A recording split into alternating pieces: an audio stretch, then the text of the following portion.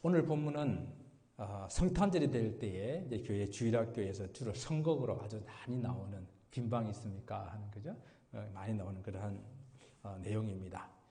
우리 예수님의 족보도 살펴보았는데 예수님의 족보 이후에 마태복음에만 기록되어져 있는 그런 동방박사의 방문에 대한 그런 이야기입니다. 성탄절 때 주인공은 예수님이 되어야 되는데 어릴 때 우리 보게 되면 성탄절에 이런 선곡을 하게 되게 되면은 우리 그 학생들 사이에 어린 아이들 사이에 또 아이들의 부모들 사이에 미묘한 감정이 이렇게 막 갈등이 있습니다. 그 뭔가 하면 누가 마리아 역을 맡을 것인가, 누가 요셉 역을 맡을 것인가, 누가 여간 주인을 역을 맡을 것인가, 이런 어떤 그 역에 대한 것들이죠. 성탄절의 그 의미보다는 그걸 생각하기 그럴 때가 많은데 그런 생각이 납니다. 성탄절이 아닌 그런 계절에 예수님의 탄생 이야기를 이렇게 살펴보는 것이 조금 생경하기는 한데, 그래서 우리는 좀 이제 성탄절이 아니기 때문에 들떴던 마음도 없고, 좀 예수님의 탄생에 대한 그 의미를 좀 더 깊이 이렇게 살펴볼 수 있지 않나 싶어서 이 본문을 그대로 강의를 하기로 했고, 그래서 이 본문을 통해 가지고 메시아를 보내주려고 하는 하나님의 계획, 그 계획과는 아무런 관심 없고 여전히 자기 욕심과 삶을 살아가는 그런 사람들, 그리고 이런 일들을 배후에 이 그리스도의 오심을 방해하는 그런 악한 악의 세력들, 그런 세력들이 있다는 것을 본문을 통해서 한번 살펴보기를 원합니다. 마태복음은 예수님께서 아브라함과 다윗의 자손 예수 그리스도라는 그 다윗의 후손으로 오셨다고 하는 것을 계속 기록하면서 그 바로 구약에 예언된 그 말씀이 예수님을 통해 가지고 성취된다, 이루어졌다라는 것을 강조하고 있는 그런 말씀이라고 그랬지 않습니까? 그래서 유대인들이 그렇게 자기들이 잘 알고 있는 그런 구약 율법에 예언된 예수님이 그 말씀을 성취시키고 있고, 바로 그분이 예언된 메시아라는 사실을 계속해서 말씀해 주고 있지만은 여전히 깨닫지 못하고 여전히 그들은 주님을 영접하지 않고 있는 그런 상황을 깨우쳐 주기 위함입니다. 오늘 본문 1절은 이렇게 아주 시대적인 그런 상황을 한 절을 잘 요약해서 말해주고 있죠. 헤롯 왕 때에 예수께서 유대 베들레헴에 나심에 동방으로부터 박사들이 예루살렘에 이르렀다라고 말하고 있어요. 때는 헤롯 때입니다. 그렇죠? 헤롯 왕 때에. 그리고 유대 베들레헴에 예수님이 태어나셨어요.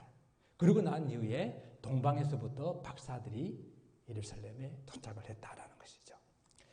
동방이라고 하는 이것은 이제 페르시아나 바벨론 혹은 뭐 아라비아나 이집트 같은 그런 지역들을 총칭해서 하는 말을 이렇게 동방이라 이렇게 표현을 하고 있어요.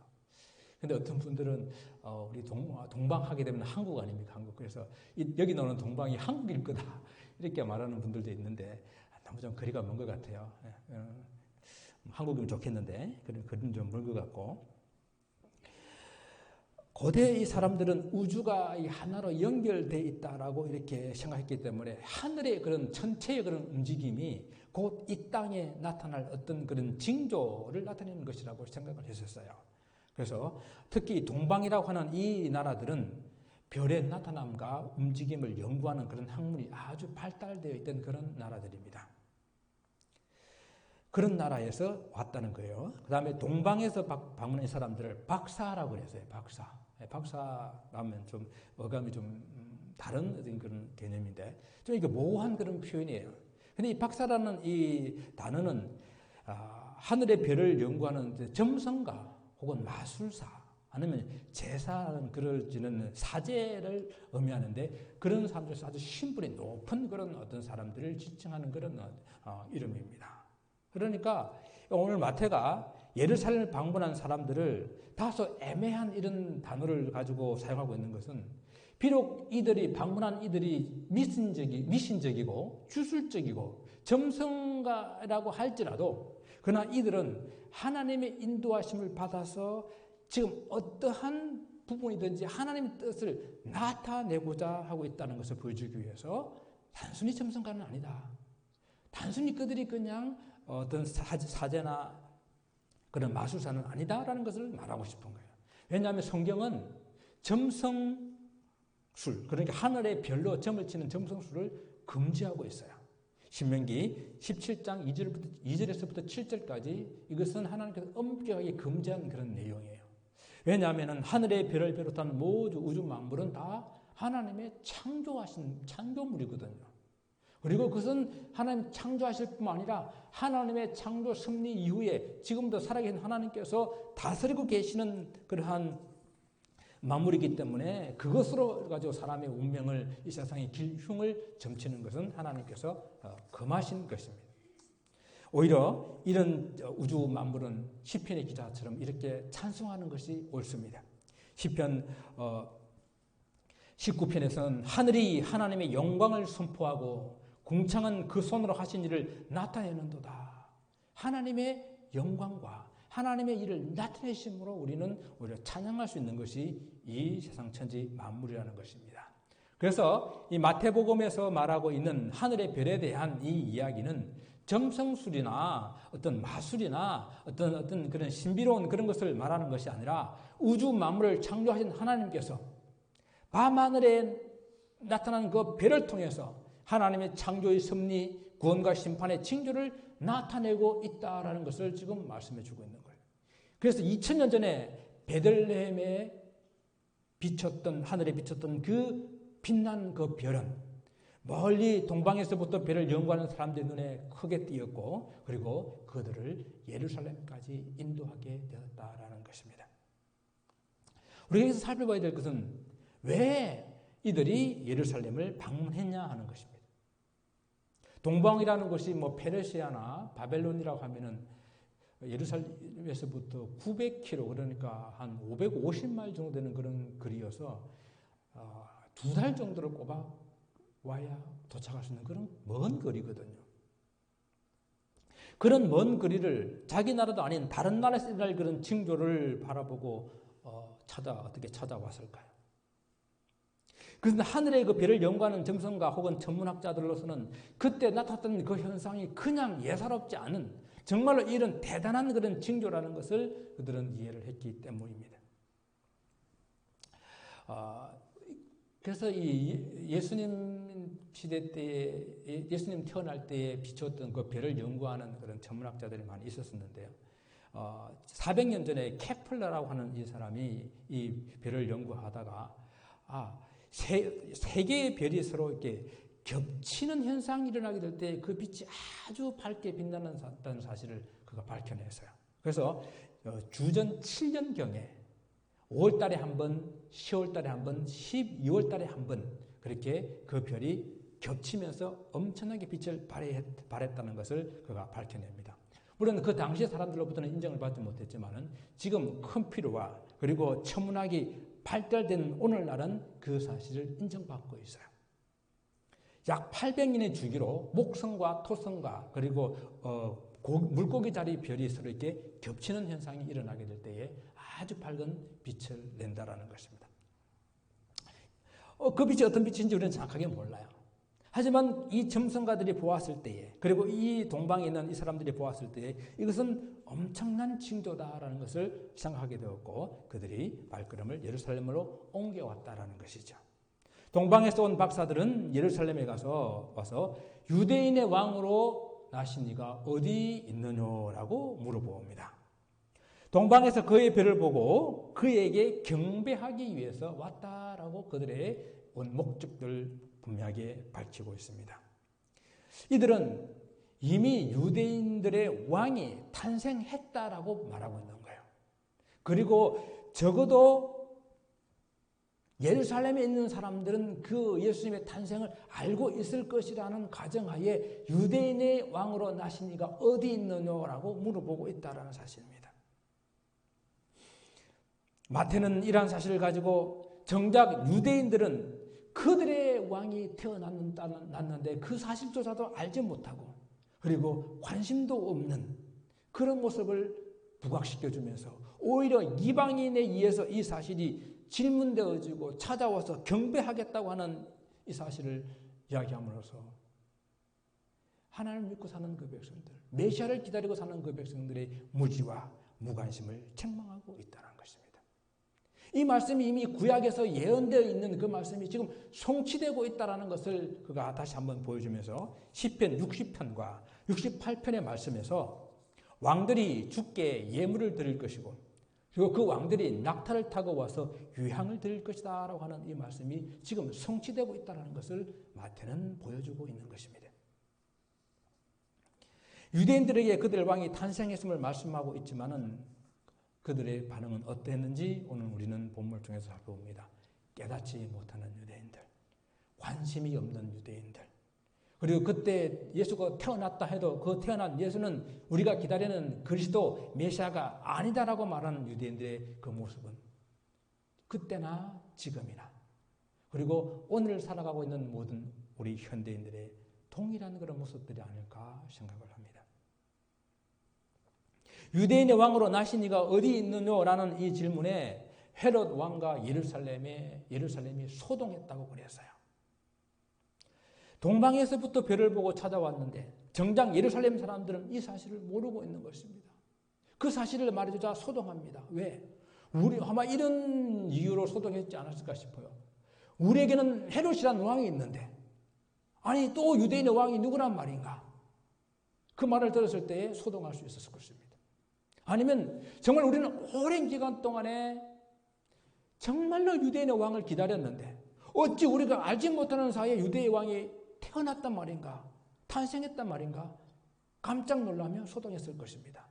아니 우리들에게는 예루살렘 성전이 있고 그리고 그 성전에는 하나님의 말씀을 연구하는 제사장들과 그리고 서기관들이 있는데 어찌 이 사실을 알지 못했느냐? 소동할 수가 있을 것입니다.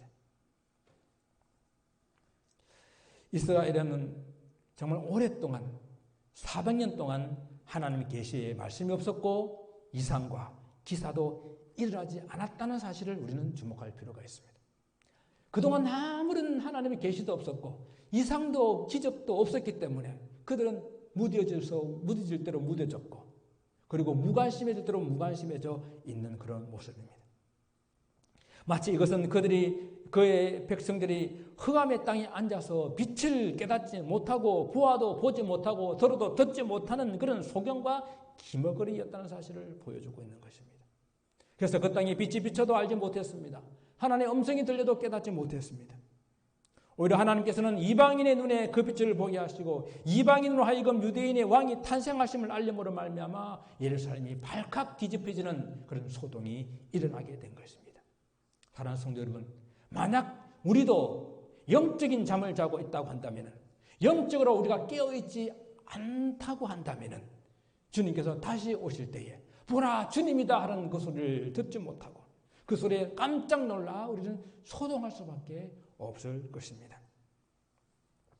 오늘 우리가 말씀을 살펴보면서 이 일로 가장 크게 소동하는 한 사람이 있는데 그 사람이 헤롯 대왕이에요.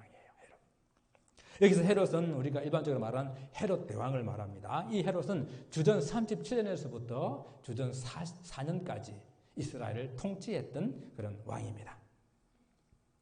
그런데 헤롯은 이두메 사람이에요. 이두메라고 하는 것은 아람어로 에돔이란 뜻입니다. 에돔. 그러니까 이삭의 두 아들이 있었잖아요. 그죠? 두 아들이 있었는데 형은 에서고 둘째는 야곱이었어요. 바로 에서의 후손들이 에돔 족속을 이루고 살았는데 에돔은 이제 히브리어로 붓다라는 뜻인데 아마 에서의 그 몸이 붉고 털이 많아가지고 그렇게 불렀다라고 이야기를 합니다. 어쨌든 에돔은 그 에서의 후손으로 그 남방 지역과 요르단 지역에 이렇게 흩어져 살았었는데 바벨론이 예루살렘 이스라엘을 점령하게 될 때에 그들도 함께 그 나라도 멸망을 당하게 됩니다. 하지만 그의 후손들이 이스라엘 남쪽에 이렇게 잔존하다가 나중에 이스라엘의 예수님 바로 직전에 큰 이스라엘 왕조가 있었는데 그 왕조를 하스모니안 왕조라 그래요. 자주 아마 언급하게 될 것입니다. 하스모니안 왕조 때에 강제로 그들을 다 유대교로 개종을 시켜버리고 이스라엘에 편입을 시켜버렸습니다. 그런데 이 사람들은 유대교로 개종을 했지만 여전히 그들은 반쪽 유대인들이에요. 그래서 유대인들로부터 박해를 받고 무시를 받고 천시당하는 그러한 사람들이었기 때문에 늘 유대인들에 대해서 반감을 가지고 반항정신을 가지고 있었습니다. 이런 상황 속에 로마가 이스라엘을 점령합니다. 그런데 로마는 그 사람들이 유대인 정통성을 가지고 있던 또 그들의 감정이 어떠했든 아무 상관이 없어요. 그 로마에 잘 복종하고 로마를 잘 도울 수 있는 사람이 누구든지 등용해서 쓰게 됩니다. 그때 아주 잽싸게 로마 황제 폼페우스에게 잘 보였던 사람이 바로 헤롯의 아버지 안티파트르라는 사람이에요. 이 사람이 잽싸게 그 황제 밑에 황제의 수족 역할을 하면서 있다가 이 폼페우스하고 율리우스 시저가 전쟁을 붙게 됐을 때에 아무래도 이쪽이 유리할 것 같으니까 또 살짝 그쪽으로 갈아타게 됩니다. 그래가지고 이스라엘의 사람들에게부터 세금을 받아가지고 로마에 상납하는 그런 큰 직책을 받게 되면서 이제 이 안티파트르가 정치에 등극을 하게 돼요. 바로 그 힘을 입어가지고 그의 아들, 둘째 아들인 헤롯이 정치에 들어가서 갈릴 지역을 다스리는 분봉왕이 된 것입니다. 그런데 이 헤롯은 유대인들이 이 안티파트르에 대해서 많은 불평이 있었거든요. 자기의 세금들을 이렇게 약탈해가지고 로마에 바치는 일을 하기 때문에 반감이 있었는데 다시 한번 하스모네 왕가에서 폭동이 일어나가지고 이때에 안티파트르를 죽여버립니다. 그리고 헤롯도 로마로 도망갔다가 다시 로마가 이스라엘의 그 폭동을 진압하기 위해서 군대를 가지고 들어올 때 헤롯이 그 군대의 힘을 입어가지고 자기의 그 반대되는 세력들을 처단하고 그때 이스라엘의 왕이 되는 거예요. 그러는 게 보세요. 헤롯은 정통 유대인의 혈통이 아니에요. 그리고 정식으로 왕이 된 사람도 아니에요. 그러니까 항상 헤롯은 혈통으로나 정치적으로나 정통성이 없었던 그런 왕입니다. 그래서 자기 정통성을 좀 이렇게 얻기 위해서 자기 원래 아내였던 아내와 3살짜리 아들을 버리고 하스모네 왕가의 마지막 공주였던 미리암이라는 여자와 결혼을 해요. 어떻게 하면 좀 자기 정통성을 만들고 싶어가지고.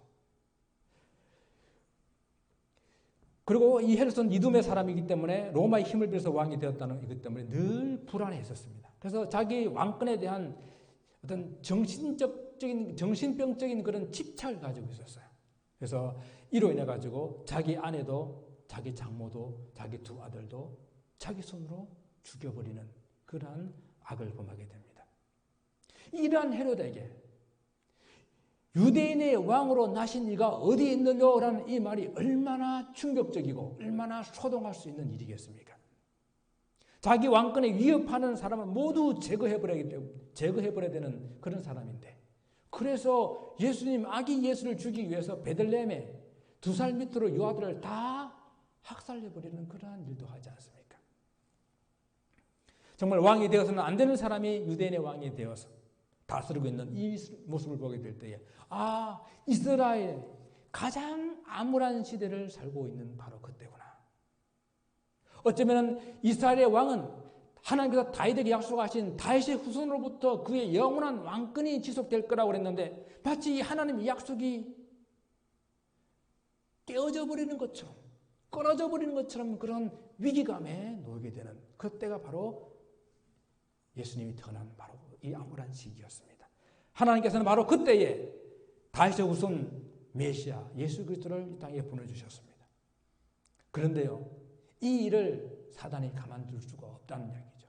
정통성이 없고 악한 이 헤롯을 통해 가지고 정통성 있는 다윗의 후손으로 오시는 유대인의 왕 예수 그리스도를 없애기 위해서 몸부림치고 있는 온갖 술수를 벌이고 있는 그 모습이 바로 오늘 본문에서 나오는 이런 모습들이에요. 그러나 하나님께서는 예수님을 보내어 이스라엘뿐만 아니라 온 인류를 구원하시는 그 계획을 당연히 섭리 속에서 이루어내시는 것이 하나님의 신약과 구약의 말씀입니다. 대제사장과 서기관으로부터 베들레헴에서 나실 이가 바로 그리스도가 나실 것이라는 이야기를 듣게 되었을 때에 동방에서부터 이 박사들은 베들레헴으로 가게 됩니다. 그런데 베들레헴으로 보내기 전에 헤롯이 그들을 가만히 불렀다고 그랬어요. 여러분, 사람이 이제 가만히 부른다고 하는 것 좀 어감이 어떠세요? 가만히 이렇게 부른다. 살짝 부른다. 잠깐 나와봐. 사람이 누구를 가만히 부를 때에 좋은 의도일 때는 자기가 하는 어떤 선행을 알리지 않고 그냥 도와주고 싶은 그럴 때에 가만히 불러서 이렇게 도와주는 거겠죠. 성경에 오른손이 하는 것을 왼손이 모르게 하는 그런 모습입니다. 그래서 이 마태복음에서 가만히라는 말이 2번 나오는데요. 우리 지난번에 설교 시간에 본문에 나왔던 것처럼 요셉이 마리아가 잉태한 사실을 알았을 때에 가만히 끊고자 하되. 왜? 그는 의로운 사람이었기 때문에. 그것을 드러내서 마리아를 어려운 공경에 빠뜨리지 않기를 원했기 때문에 가만히 끊고자 하되 할 때 그때 나왔던 바로 그 단어가 오늘 여기서는 나쁜 의도로 쓰이고 있는 것입니다. 아마 가만히라는 이 말은 우리들의 인간의 속성에 따라서 좋은 의도보다는 나쁠 때 훨씬 더 많이 쓰이는 것 같아요. 나쁜 의도로 사람을 가만히 불러내었을 때에 어떤 일일까요? 사람의 그 어떤 의도를 캐보기 위해서, 아니면 사람을 좀 해유하기 위해서, 아니면 어떤 사람들을 다른 사람들은 모르게 서로 어떤 일들을 작당하기 위해서 가만히 이렇게 불러서 하는 경우들이 많다라는 것입니다. 오늘 이 헤롯은 동방 박사들을 가만히 불러서 별이 나타난 때를 묻습니다. 자세히 묻고 있어요. 그리고 그들을 베들레헴으로 보내면서 이렇게 말합니다. 너희가 찾거든 내게 고하여 나도 가서 그에게 경배하게 하라라고 말합니다. 왕으로 오신 아기 예수를 참으로 경배하기 위함이 아니에요. 가만히 불러서 별이 나타난 때를 묻는 것은 아기 예수의 태어난 그 시기를 알기 위함이요. 그리고 찾거든 알려달라는 것은 그 장소를 알아내어서 아기 예수를 없애기 위함입니다. 헤롯은 자기 외에 다른 이가 유대인의 왕으로 존재하는 것을 용납하지 못하는 사람입니다. 그래서 그 아내 미리암의 어머니 그 자기 장모를 죽일 때도 그 장모가 하스모니안 왕가의 마지막 핏줄이거든요. 그가 다시 하스모니안 왕가를 일으킨다라고 생각했기 때문에 장모를 이렇게 죽이게 되었습니다. 자기 왕권에 방해되면 아내도 아들도 죽여 없애버리는 그런 사람입니다. 오늘 보면 12절의 말씀 보게 되면 꿈에 헤롯에게로 돌아가지 말라 지시함을 받아 다른 길로 고구로 돌아갔다라는 것을 보게 될 때에 헤롯의 의도는 아기 예수께 진심으로 경배할 마음이 없었고 유대인의 왕 예수의 생명을 해하려는 계획이 그 속에 있었음을 잘 보여주고 있습니다. 예수께서 유대인의 왕으로 오셨을 때에 소동이 일어난 그곳에 헤롯이 있었고 그리고 유대 종교자들이 있었고 예루살렘 사람들이 있었습니다. 그러나 그들은 유대인의 왕이 태어나심에 대한 관심이 없었고 유대인의 왕 아기 예수께 진실한 마음을 담아 경배하고자 하는 마음이 없었던 사람이다라는 것입니다. 헤롯은 그저 정치 생명에만 혈안이 되어 있었고요. 대제사장과 서기관들은 그저 종교로 자기 밥벌이만 하고 있는 그런 사람들이었고요. 그리고 그 예루살렘 사람들은 그저 하루하루 먹고 살기 바쁜 그런 사람들, 자기 생존의 문제만 매달려 있는 그런 사람들이었습니다. 우리 지금은 성탄절은 아니지만 우리를 위해서 오신 아기 예수, 유대인의 왕 예수께 진정한 경배, 그 경배를 드리기를 원합니다. 우리가 어떤 경우에도 하나님께 예배할 때는 정말 진실한 마음을 담아서 정성을 다해서 그렇게 예배 드려야 할 것입니다. 지금 코로나19로 인해서 우리 예배가 많은 제약을 받고 있어요. 또 온라인으로 예배를 드려야 되고 또 본당에서 우리가 모여도 서로 가까이 하지 못하고 또 우리가 서로 점심을 나눈다든지 원하는 교제도 하지를 못하고 그리고 가정교회 목장의 예배도 모이지 못하고 이런 어려움들 나오고 있지만 그럼에도 불구하고 우리는 우리가 할 수 있는 최선의 방법을 찾아서 예배를 드리고 함께 예배 드릴 수 없는 이 사실을 안타까워하고 하나님 앞에 기도하면서 예배가 허락되는 그 순간은 또한 그 예배에 온 정성을 다해서 드리는 진정한 경배가 함께 드려져야 할 것입니다. 오늘 본문의 말씀은 유대인의 왕이 유대인이 아닌 이방인으로부터 신령하고 진정한 그런 경배를 받는 모습을 우리에게 보여주고 있습니다. 하늘의 별을 보고 큰 징조를 예견하고 온 이방 사람들이 유대인의 왕으로 나신 그리스도가 유대인의 왕으로 오신 이분이 그리스도가 된다는 사실을 알고 그분 앞에 진심으로 경배를 드리고 있습니다. 여러분, 우리는 이미 유대인의 그 족보를 살펴보았는데 그 족보 가운데도 하나님의 구원의 섭리는 유대인에게만 있는 것이 아니라 이미 이방인들이 그 속에 들어있음을 우리는 살펴보지 않았습니까? 바로 오늘도 유대인의 왕 아기 예수께 진심으로 경배하는 사람이 헤롯 왕도 아니요, 대제사장과 서기관들도 아니요, 예루살렘에 있는 그 유대인들도 아니야. 동방에서부터 온 이방인들이 그 진실된 경배를 드리고 있음을 보여줍니다. 그들이 왕의 말을 듣고 베들레헴으로 나아갈 때에 갑자기 문득 하늘에서 그 동방에서 보았던 그 별이 다시 나타나가지고 그들 앞을 인도하게 되었습니다. 그때 오늘 본문은 뭐라고 말씀하겠냐면은 그 별을 보고 매우 크게 기뻐하고 기뻐하였다라고 말씀을 하고 있어요. 이 기쁨은요, 단지 우리가 편하게 이 길을 갈 수 있겠구나 하는 그러한 어떤 기쁨이 훨씬 뛰어넘어서 우리가 동방에서부터 550마일을 걸어서 이 길을 왔는데 이 길이 결코 헛된 길이 아니었구나. 그리고 그 동방에서 우리가 보았던 그 별은 진실로 유대인의 왕의 탄생을 말씀하고 있는 것이구나. 그리고 이제 그 왕을 만나볼 수 있게 됨에 대한 기쁨, 그 기쁨으로 크게 기뻐하고 기뻐했다는 것입니다. 그래서 오늘 우리는 이 말씀을 보면서 마태는 크게 기뻐하고 기뻐했다는 이 표현으로 오늘 이 땅에 있는 모든 사람들이 우리 주님을 만났을 때에, 메시아를 만났을 때에, 우리가 하나님을 만났을 때에 가져야 할 바로 그 태도임을 우리에게 말해주고 있는 것입니다. 예수님을 죽이기 위한 계략을 가지고 거짓으로 경배하겠다는 헤롯이나 그리스도의 탄생에는 아무런 관심이 없는 그런 종교 지도자들이나 그저 자기들의 삶에 연연해 있는 그런 예루살렘 사람들과의 그 반응과는 아주 대조되게 메시아를 만나서 기뻐하는 그런 표현, 크게 기뻐하고 기뻐하는 그 감격을 우리에게 말씀해 주고 있는 것입니다. 사랑하는 성도 여러분, 우리의 섬김이 그리고 우리의 이 왕이 되신 예수 그리스도를 만나고 그리고 그분을 경배하는 이 일이 정말 여러분 삶 가운데 크게 기뻐하고 기뻐하는 그런 일이 되기를 소원합니다.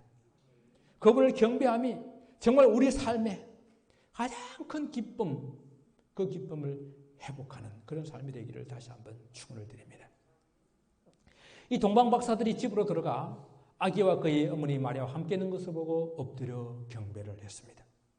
그리고 유대인의 왕 아기 예수께 합당한 경배를 드리기 위해서 그들이 각자 가지고 온 예물을 드리게 됩니다. 우리가 잘 아는 세 가지 예물, 황금과 유황과 몰약입니다. 이 세 가지 예물을 너무 영적으로 이렇게 좀 해석하는 것은 좀 문제가 있기는 합니다. 그런데 이들이 동방에서부터 나타난 그 별이 엄청난 징조라는 것을 알고 준비한 예물이라고 한다면 그 예물이 그냥 시시한 예물이 아니라 그 예물을 받으신 분의 합당한 그런 예물을 준비해 오지 않았겠습니까? 그래서 그들이 준비해온 예물이 황금과 유황과 몰약이었다고 하는 것입니다. 황금은 왕권을 상징합니다. 당시의 왕에게 드릴 최고의 예물은 황금이었습니다. 유대인의 왕으로 오신 예수께 황금의 예물을 올려드린 것입니다. 그리고 유황입니다. 유황은 예수님의 신권을 상징합니다. 유황이라고 하는 것은 고귀한 신분을 가진 사람들이 드리는 그런 것으로 아기 예수는 바로 하나님의 아들로 하나님이심을 나타내는 그러한 예물이었습니다. 그리고 마지막 몰약이라고 하는 것은 그리스도의 사역을 상징합니다. 몰약은 주로 사람이 죽었을 때, 특히 왕이 죽었을 때에 장례를 치르게 될 때에 향을 바르는 그러한 고급 향료거든요. 온 인류의 죄를 대신해서 십자가에 죽으심으로 인류를 구원할 그리스도가 대심에 합당한 예물로 그에게 몰약을 올려드린 것입니다. 그러면 이 세 가지 예물은 유대인의 왕으로 하나님의 아들로 그리고 우리를 구원할 메시아 그리스도로 오신 아기 예수께 가장 합당하고 그리고 가장 고귀한 그런 예물, 그 예물을 올려드렸다고 볼 수가 있습니다. 그런데 무엇보다도 중요한 것은요, 그들이 진실된 경배, 바른 경배를 드렸다라는 것입니다.